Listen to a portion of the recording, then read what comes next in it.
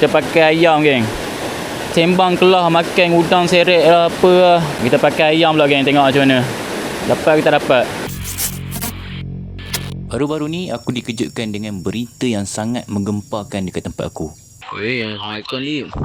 Lip, kau tahu itu ada orang pakai apa udang kopi tau dekat sungai.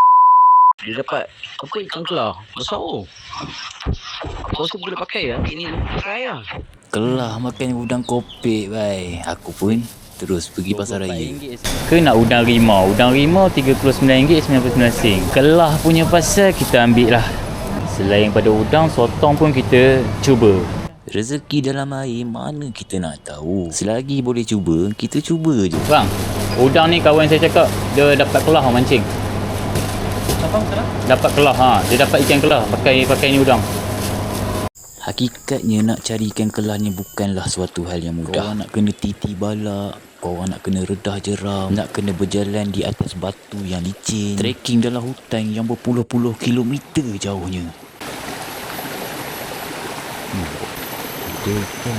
Besar. Sampai je dekat spot, aku terus buat persiapan dengan menggunakan jihad yang beratnya 7 gram.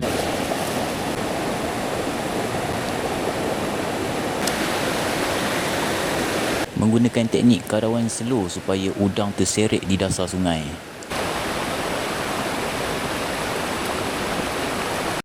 Udang tak jalan geng, udang tak jalan. Kita pakai sotong pula, tengok macam mana. Cuba ambil bahagian kepala dia.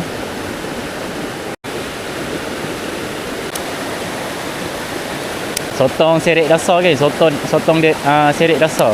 Nak cari ikan kelah ni.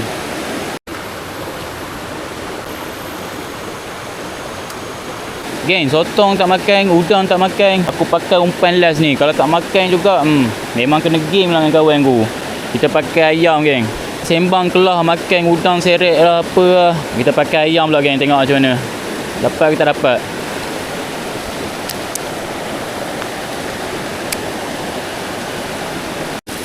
Udang aku dah try. Sotong pun aku dah try. Ayam pun aku try. Tak ada rezeki aku lagi geng. Lepas tu umpan banyak-banyak ni nak buat apa? Aku tahu nak buat apa.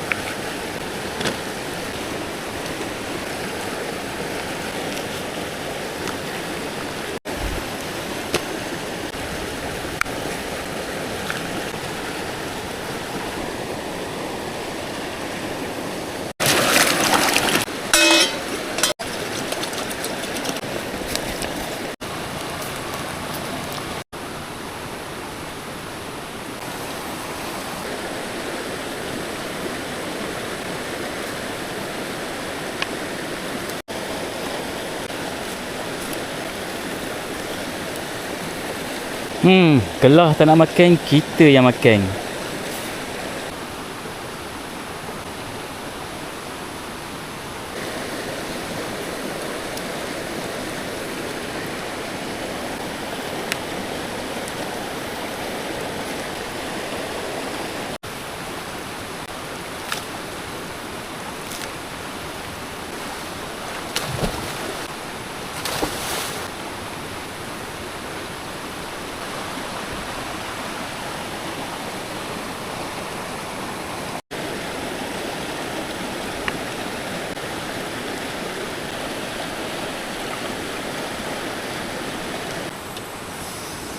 Telur sotong.